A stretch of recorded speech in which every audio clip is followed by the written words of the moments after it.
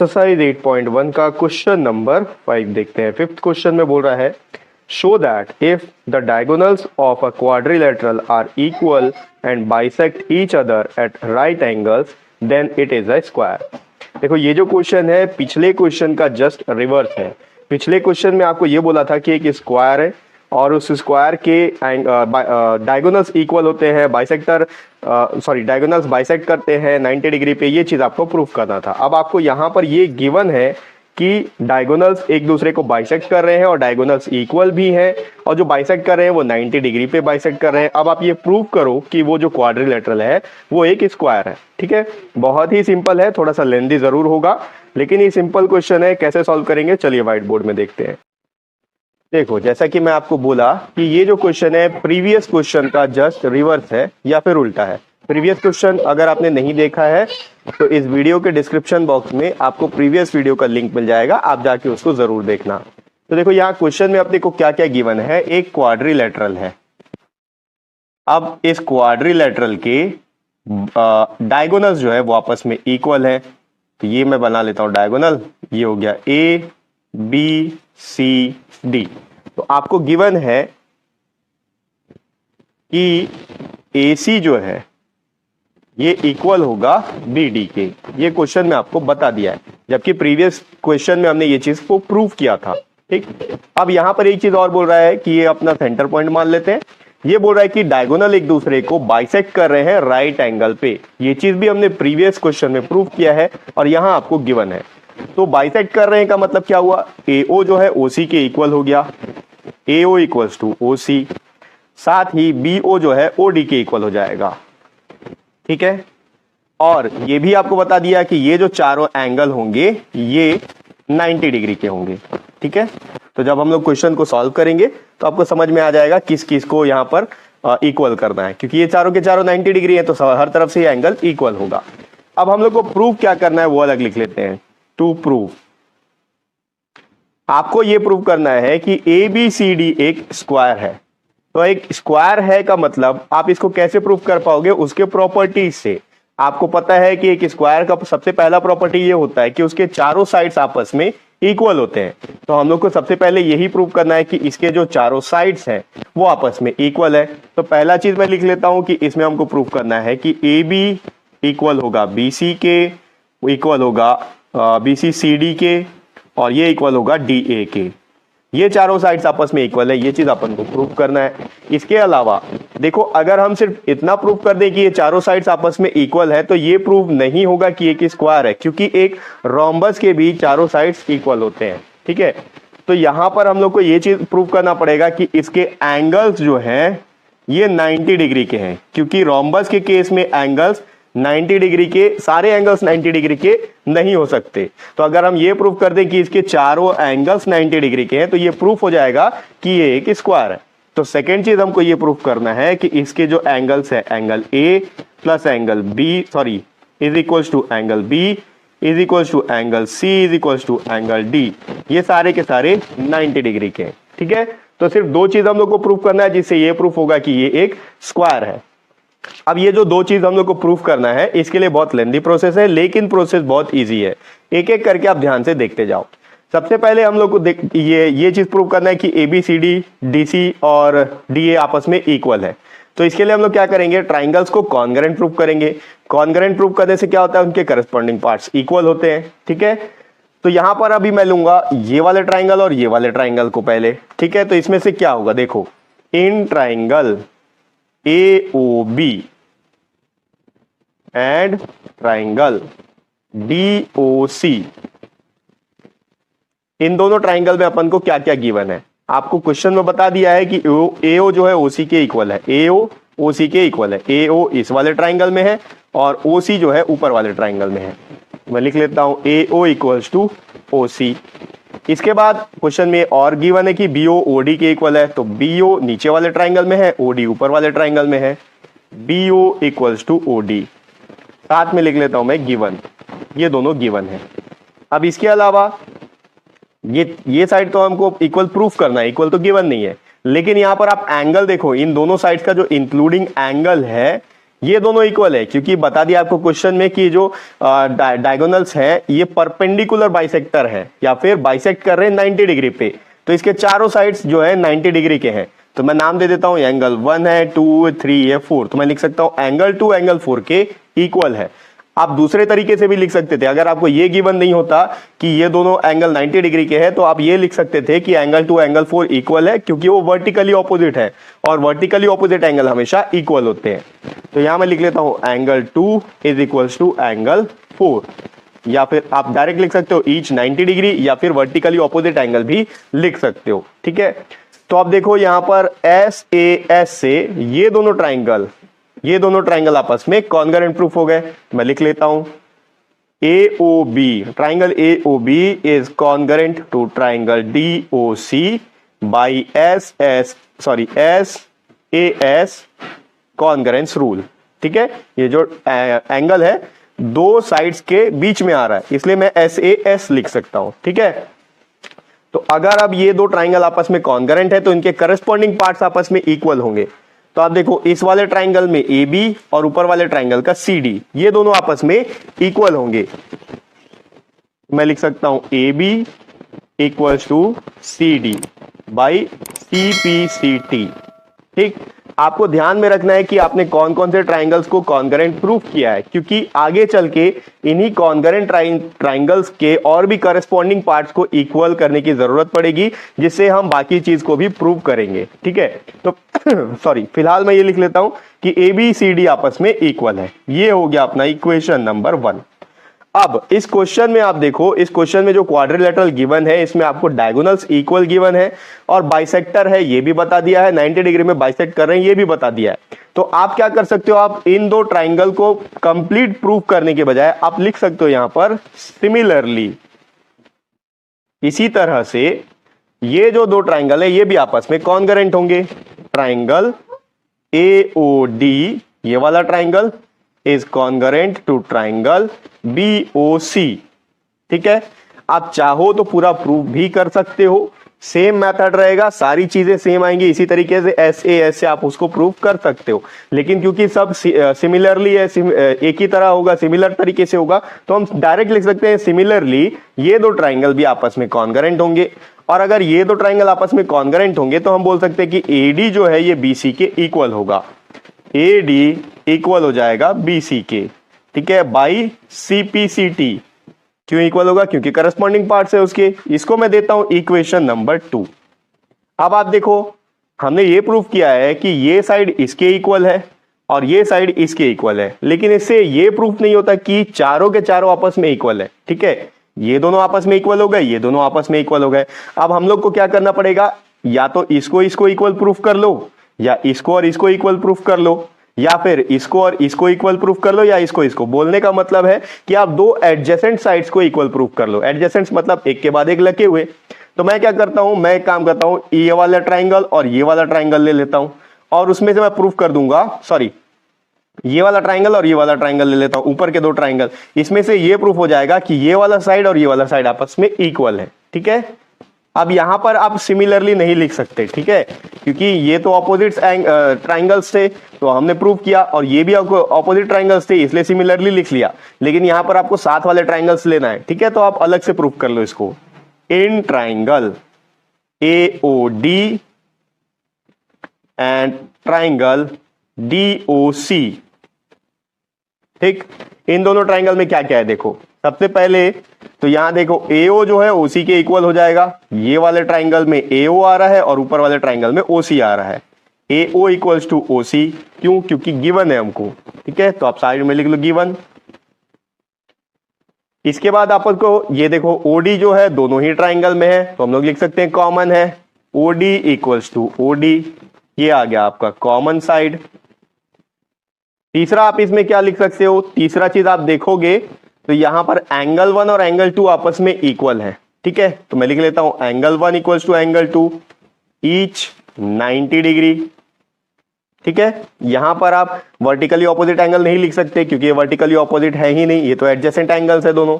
ठीक है, तो यहां पर हमने प्रूव कर लिया कि दोनों कॉन्ग्रुएंट है। ये देखो ये साइड और ये साइड और उनके बीच का एंगल, तो triangle AOD is congruent to triangle DOC by SAS congruence rule. अब अगर ये दोनों कॉन्ग्रेंट है तो इनके करस्पॉन्डिंग पार्ट्स इक्वल होंगे।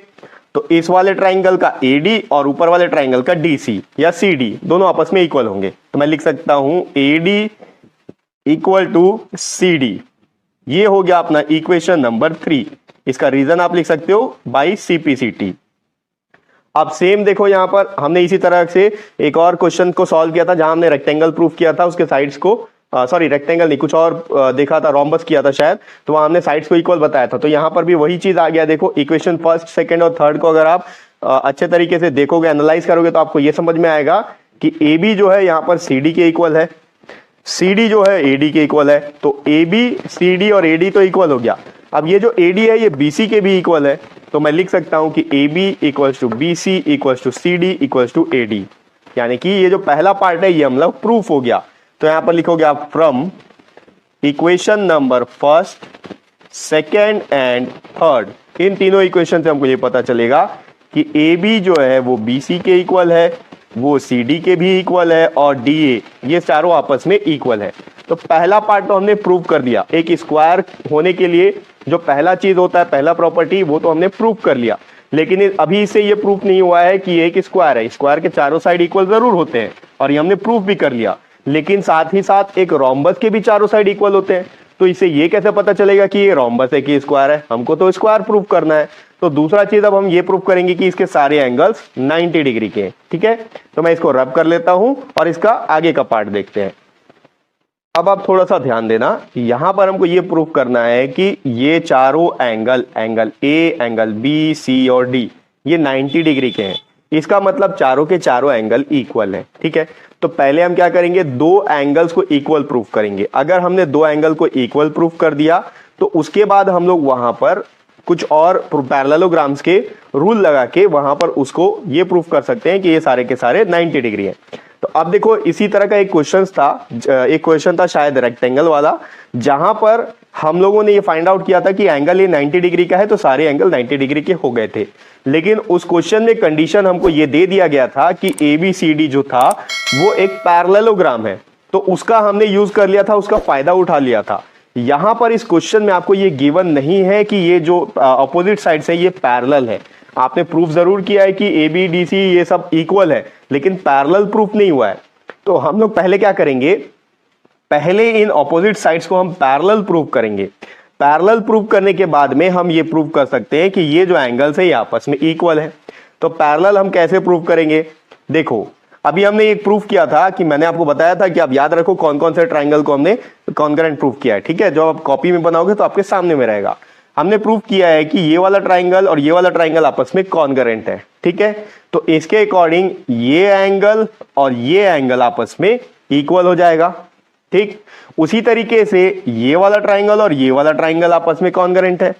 तो मैं बोल सकता हूं कि यहां का एंगल, ये वाला एंगल और ये वाला एंगल आपस में इक्वल है। अब आप ध्यान दो, पहले इसको लेते हैं। मैंने बताया आपको ये एंगल इक्वल आएगा क्योंकि हमने कॉन्करेंट प्रूफ किया दोनों ट्राइंगल को। तो ये ऊपर वाला लाइन हो गया, ये नीचे वाला लाइन हो गया, और इसको मान लेता हूं मैं ट्रांसवर्सल। ठीक है, तो अब देखो ये वाला एंगल यानी कि ये एंगल और ये वाला एंगल यानी कि ये एंगल, अगर एक ट्रांसवर्सल जा रहा है दो लाइन को कट करके और उसके अल्टरनेट इंटीरियर एंगल्स इक्वल होते हैं, तो हम लोग ये बोल सकते हैं कि ये दोनों लाइंस आपस में पैरेलल है। ये पैरेलल लाइंस के प्रॉपर्टीज है। ठीक है, तो हम लोग को पता है कि ये दो ट्राइंगल आपस में कॉन्करेंट है, इसलिए ये वाला एंगल मैं नाम दे देता हूं इसको 5 और इसको नाम दे देते हैं 6। ठीक है, तो यहां पर अपन लिखते हैं, अब देखो triangle AOB is concurrent to triangle DOC। ये चीज हमने प्रूव कर दिया है। ठीक है, तो इससे हम लिख सकते हैं कि एंगल 6 जो है वो इक्वल होगा एंगल 5 के, या फिर एंगल 5 जो है एंगल 6 के इक्वल होगा बाई CPCT। ये करस्पॉन्डिंग पार्ट्स है। ठीक है, तो अगर ये दो ट्राइंगल आपस में इक्वल है तो अब यहां पर हम लोग ये शो कर सकते हैं कि AC जो है वो एक ट्रांसवर्सल है एंड एंगल 5 और एंगल 6 जो है ये अल्टरनेट इंटीरियर एंगल्स हैं। ठीक है, AC ट्रांसवर्सल है और एंगल 5 और एंगल 6 अल्टरनेट इंटीरियर एंगल है जो कि आपस में इक्वल है।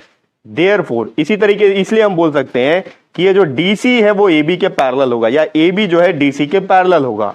AB is parallel to DC। ठीक, अब यही चीज इन दो ट्राइंगल में भी अप्लाई होगा, तो आप डायरेक्टली लिख सकते हो यहां पर similarly AD is parallel to BC। ठीक, तो अब हमने ये प्रूव कर दिया कि जो ऑपोजिट साइड्स हैं वो आपस में पैरेलल हैं। ठीक है, अब क्या होगा देखो, अगर ऑपोजिट साइड्स आपस में पैरेलल हैं तो अब हम लोग क्या करेंगे, ये एंगल A और एंगल B को इक्वल प्रूव करेंगे पहले। नाउ इन ट्राइंगल, अगर हम लोग को एंगल A और एंगल B को इक्वल प्रूव करना है, आप किसी भी दो एडजेसेंट एंगल को प्रूव कर सकते हो। ठीक है, एंगल A एंगल D को भी कर सकते हो, एंगल B एंगल C को भी कर सकते हो। किसी भी दो एडजेसेंट एंगल को आपको प्रूव करना है कि वो इक्वल है। तो मैं एंगल A और B को प्रूव कर रहा हूं, तो मैं पहले लूंगा ये वाला ट्राइंगल, कौन सा, DAB, in triangle DAB and triangle ये वाला ले लेते हैं ट्राइंगल, क्योंकि मेरे को इन दोनों एंगल को प्रूव करना है। तो ये वाला एंगल ले लेता हूं और ये वाला ट्राइंगल ले लेता हूं और ये वाला ट्राइंगल, तो ये दोनों एंगल आ जाएंगे मेरे पास। ठीक है, तो एंगल B किसमें आ रहा है, CBA। अब इन दो ट्राइंगल में मेरे पास क्या क्या चीज है, देखो क्वेश्चन में आपको बताया है कि डायगोनल्स दोनों आपस में इक्वल है। तो ये वाले ट्राइंगल में DB है और ये वाले ट्राइंगल में AC है। तो मैं सबसे पहले ये लिख लेता हूं, AC BC आपस में इक्वल नहीं है, सॉरी AC और BD आपस में इक्वल है। ठीक है, इसको आप करेक्शन कर लेना। तो मैं यहां लिख लेता हूं AC जो है ये BD के इक्वल होगा, क्वेश्चन में आपको गिवन है। इसके अलावा AB देखो दोनों ही ट्राइंगल में आ रहा है, इस वाले ट्राइंगल में भी AB है और इस वाले ट्राइंगल में भी। तो मैं लिख लेता हूं AB equals to AB, common side. इसके अलावा और क्या चीज आ सकता है, आप देखो यहां पर इस वाले ट्राइंगल में AO है और इस वाले ट्राइंगल में OC है। ठीक है, सॉरी ये जो ट्राइंगल है, ये ट्राइंगल लेना है DAB। ठीक है, तो इस वाले ट्राइंगल में अभी हमने प्रूफ किया है कि AD जो है ये BC के इक्वल है। इसके पहले हमने प्रूफ किया है कि ये दोनों आपस में, ये देखो यहां पर हमने प्रूफ कर दिया कि चारों साइड्स आपस में इक्वल है। तो मैं ले सकता हूं AD जो है BC के इक्वल है, AD equals to BC, proved, ये हमने पहले प्रूफ कर लिया है। तो ये दो ट्राइंगल आपस में कॉन्करेंट हो गए बाई SSS। तो मैं लिख लेता हूं triangle DAB is concurrent to triangle CBA by SSS। ठीक है, ये दो ट्राइंगल आपस में कॉन्करेंट हो गए। अब अगर ये कॉन्करेंट है तो इनके करस्पॉन्डिंग पार्ट्स इक्वल होंगे। तो मैं लिख सकता हूं कि एंगल A जो है एंगल B के इक्वल है, angle A equals to angle B by CPCT। ठीक, तो ऐसा क्यों किए अपन, ऐसा इसलिए किए हैं क्योंकि यहां पर देखो अगर ये दो लाइंस आपस में पैरेलल हैं, पैरेलल होने से क्या होगा, अगर इसको हम लोग ट्रांसवर्सल मान ले AB को, तो यहां पर ये जो एंगल A और एंगल B है ये इंटीरियर एंगल होंगे सेम साइड ऑफ ट्रांसवर्सल के, या फिर आप इसको को इंटीरियर एंगल्स भी बोल सकते हो। तो को इंटीरियर एंगल्स का जो सम होता है वो 180 डिग्री का होता है, सप्लीमेंट्री होता है। तो जब तक हम ये प्रूफ नहीं करते ये पैरेलल है, तब तक हम ये प्रूफ नहीं कर पाते कि ये दोनों आपस में पैरेलल है, तब तक हम ये नहीं ले सकते कि ये दोनों का सम सप्लीमेंट्री है। इसीलिए पहले हमने उसको पैरेलल प्रूफ किया, उसके बाद हमने इसको इक्वल प्रूफ किया। इक्वल क्यों किया, क्योंकि अब जब हम लेंगे कि ये सप्लीमेंट्री है तो आप देखो क्या होगा। Now angle A plus angle B equals to 180 degree. अब यहां पर आपको पूरा लिखना पड़ेगा कि ऐसा क्यों हो रहा है। ऐसा इसलिए हो रहा है क्योंकि DA जो है या फिर AD जो है ये BC के पैरेलल है और AB जो है एक ट्रांसवर्सल है। ठीक है, और यहां पर क्या होगा, एंगल A जो एंगल B आपस में इक्वल है, ये तो हमने शो कर लिया। तो यहां पर अब क्या होगा, ये आप को इंटीरियर एंगल्स भी लिख सकते हो।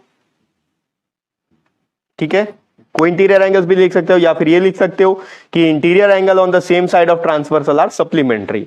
तो अब देखो एंगल A एंगल B तो आपस में इक्वल है, तो मैं लिख सकता हूं angle A plus angle A equals to 180 degree. क्योंकि एंगल B एंगल A के इक्वल है तो एंगल B को एंगल A से रिप्लेस कर सकते हैं। उसके बाद ये हो जाएगा 2 times of angle A equals to 180 degree. 2 को अगर राइट साइड शिफ्ट करेंगे तो angle A equals to 180 degree divided by 2। यहां पर मल्टीप्लाई हो रहा था, वहां जाके डिवाइड हो गया। 2 1 2, 2 9 18, 2 0 0। तो एंगल ए का मेजरमेंट आ गया अपने पास 90 डिग्री। अब क्योंकि देखो हमने ये प्रूव किया है कि ए बी जो है डीसी के पैरेलल है और एडी जो है बीसी के पैरेलल है, तो इससे एक चीज ये प्रूव हो गया है कि एबीसीडी एक पैरेललोग्राम है। करेक्ट। अब ध्यान दो, एंगल ए 90 डिग्री का है तो एंगल बी कितने डिग्री का होगा, वो भी 90 डिग्री का होगा, क्योंकि वो दोनों आपस में इक्वल हैं, ये हमने प्रूफ किया है यहां पर। अब अगर एबीसीडी एक पैरेललोग्राम है तो एंगल ए का इक्वल होगा एंगल सी, क्योंकि पैरेललोग्राम का प्रॉपर्टी है अपोजिट एंगल्स इक्वल होते हैं, तो मैं लिख सकता हूं angle C equals to 90 degree. उसी तरीके से एंगल बी 90 डिग्री है तो एंगल डी भी 90 डिग्री का होगा, angle D equals to 90 degree. तो यहां हमने प्रूव कर लिया कि चारों के चारों एंगल 90 डिग्री के आ रहे हैं, यानी कि सेकंड चीज प्रूफ हो गया, angle A, angle B, angle C और एंगल डी चारों के चारों 90 डिग्री है। तो हम लोग लास्ट में लिख सकते हैं hence A B C D is a square. ठीक है, तो ये हो गया एक्सरसाइज 8.1 का 5th क्वेश्चन। और नेक्स्ट वीडियो में हम लोग आगे का क्वेश्चन देखेंगे। नेक्स्ट वीडियो का लिंक आपको इसी वीडियो के डिस्क्रिप्शन बॉक्स में मिल जाएगा।